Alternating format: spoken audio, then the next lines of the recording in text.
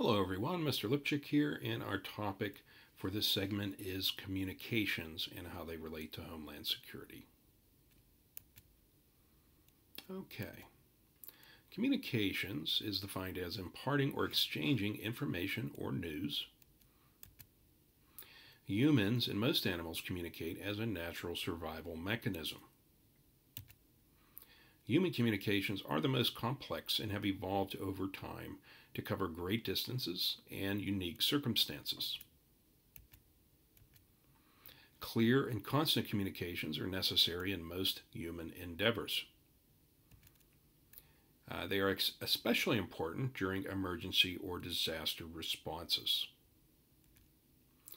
Poor or interrupted communications can lead to an ineffective response and can cause unnecessary injury, property damage, and death.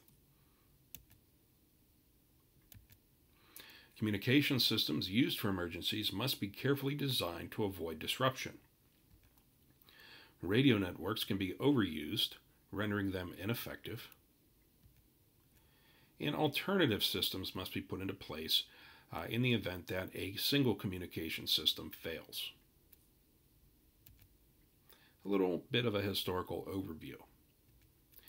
Mankind has always sought ways to communicate over longer distances. Ancient Greek and Roman armies used to use runners to take messages over many miles.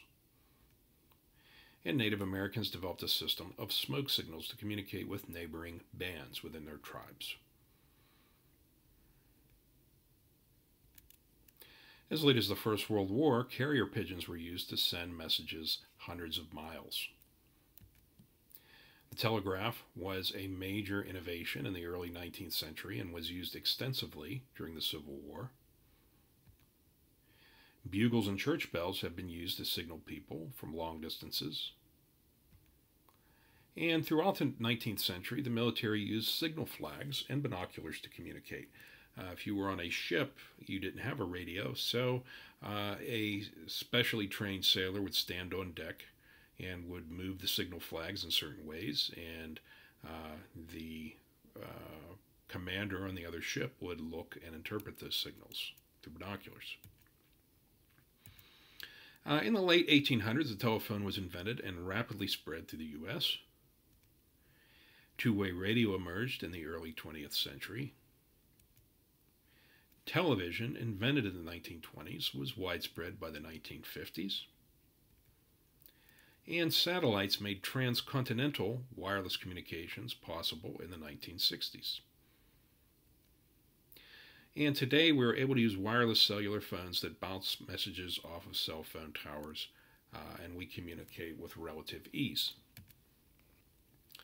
Modern communication systems. We've come a long way in regards to our communications technology. These technologies, however, are useless unless they are aligned with an effective set of procedures for using them.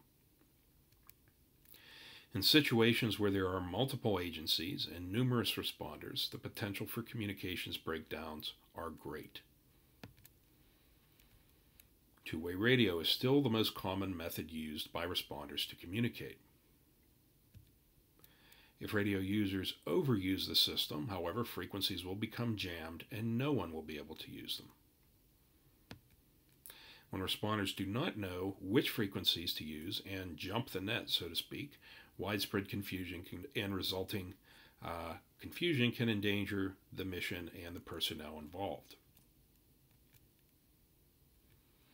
The possibility exists for messages to be sent to the wrong individual or agency. Equipment that is improperly maintained can fail.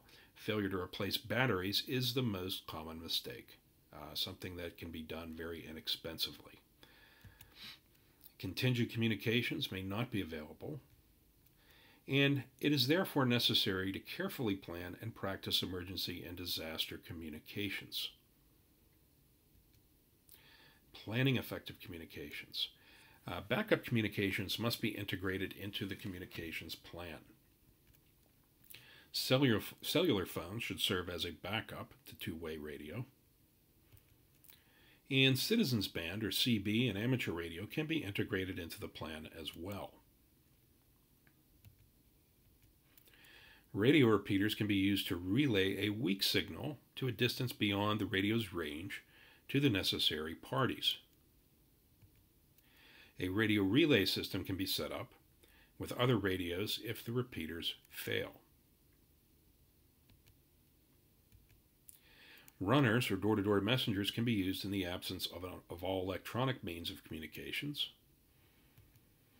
And EMP, or electromagnetic pulse, can destroy solid-state circuitry and necessitate direct forms of communication in the event of a nuclear disaster, if there was an explosion.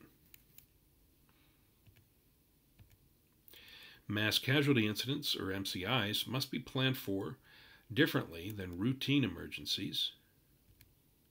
Multiple agencies staging for a single disaster need the capacity to communicate with one another with the changing situational needs. And hospitals will need their own dedicated channels to communicate with EMTs. Communications need to be aligned with the incident command system.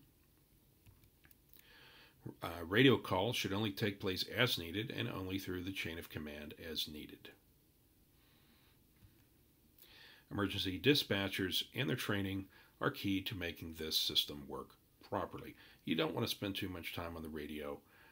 You'll jam up the frequency and you'll cause confusion. And your messages should be short and concise and clear so that they're the most effective. Proper radio procedures and protocols should be known and used. Outdated call signs and abbreviations should be banned. And be sure to key the microphone before transmitting and hold it until you are done. Avoid inadvertently keying the microphone without your knowledge. This is called a hot mic. You basically jam the radio frequency and make it impossible for anyone to communicate on it. A key word should be used to indicate a real emergency during training operations. Professionalism should be observed at all times on the radio in order to maintain discipline. And it should be remembered that radio transmissions are monitored by the news agencies and individual citizens at all times. So any unprofessional talk or conduct over the radio could be picked up and could embarrass your organization.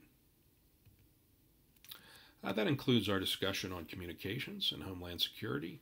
Thank you for your participation, and I look forward to seeing you in the live lesson. Have a great day.